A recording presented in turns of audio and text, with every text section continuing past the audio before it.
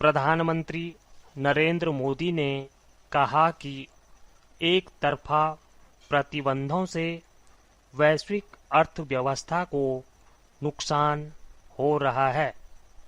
उनका यह बयान पश्चिमी देशों पर परोक्ष प्रहार के रूप में देखा जा रहा है, जिन्होंने यूक्रेन के मुद्दे पर रूस के खिलाफ पाबंदी लगा रखी है।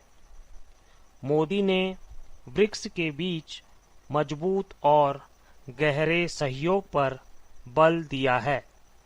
भारत की ओर से यह आह्वान ऐसे समय किया गया है जब ग्लोबल इकोनॉमी मजबूत नहीं है और यूरोप जैसे विकसित क्षेत्र में भी संकट दिख रहा है।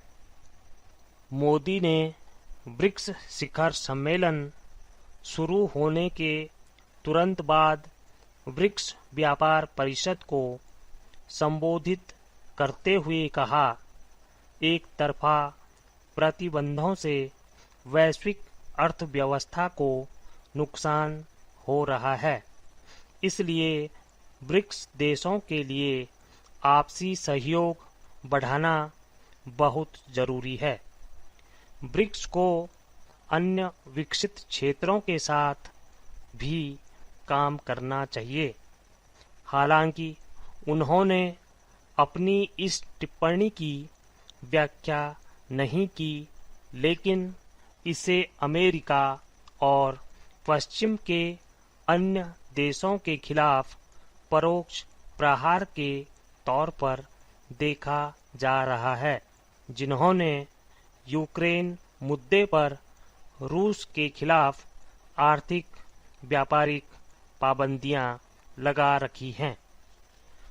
2014 में क्रीमिया के रूस से जुड़ने के बाद पश्चिमी देशों ने रूस पर प्रतिबंध लगाया था और यूक्रेन के आंतरिक संघर्ष में रूस की कथित भूमिका के कारण पश्चिमी देशों के साथ गतिरोध बढ़ता गया। मोदी के संबोधन के समय सभा में रूस के राष्ट्रपति व्लादिमीर पुतिन, चीन के राष्ट्रपति शी जिनपिंग, ब्राजील की राष्ट्रपति डिल्मा रूसेफ और दक्षिण अफ्रीका के राष्ट्रपति जैकब जुमा भी मौजूद थे। प्रधानमंत्री मोदी ने ब्रिक्स के हर सदस्य देशों की अनूठी ताकतों का लाभ उठाने और सहयोग के रास्ते निकालने की वकालत करते हुए कहा, वैश्विक अर्थव्यवस्था फिलहाल मजबूत नहीं है। यहाँ तक कि यूरोप जैसी विकसित अर्थव्यवस्थाएं संकट में हैं। वित्तीय बाजार अस्थिर है।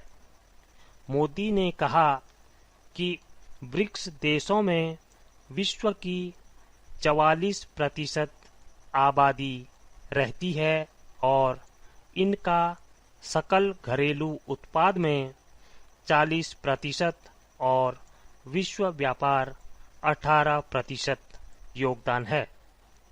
उन्होंने कहा, ब्रिक्स देशों में कृषि, विनिर्माण, प्रौद्योगिकी, सेवा, मानव संसाधन, सतत विकास जैसी कई समानताएं और संसाधन हैं। साथ ही कहा कि उनके बीच आर्थिक सहयोग विकास के लिए प्रेरक तत्व होगा। मोदी ने ब्रिक्स देशों में विनिर्माण उद्योगों की श्रृंखलाओं के विकास पर बल दिया और कहा कि इससे रोजगार सृजन में मदद मिलेगी और सभी सदस्य देशों को फायदा होगा।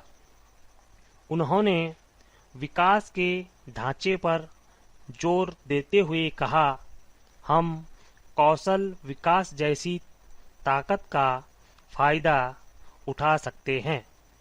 ब्रिक्स द्वारा शुरू किए गए नव विकास बैंक का हवाला देते हुए प्रधानमंत्री ने कहा कि इसे ऐसी परियोजनाओं की फंडिंग करनी चाहिए जो पांचों सदस्य देशों के बीच सीमा पार सहयोग से जुड़ी हैं।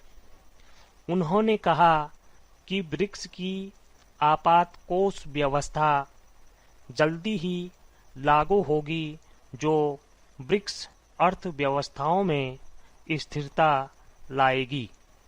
उन्होंने कहा, मुझे उम्मीद है कि सदस्य देश फंडिंग की सुविधाओं और निर्यात ऋण बीमा और नवोन्मेष के लिए ब्रिक्स की व्यवस्था का फायदा उठा सकेंगे।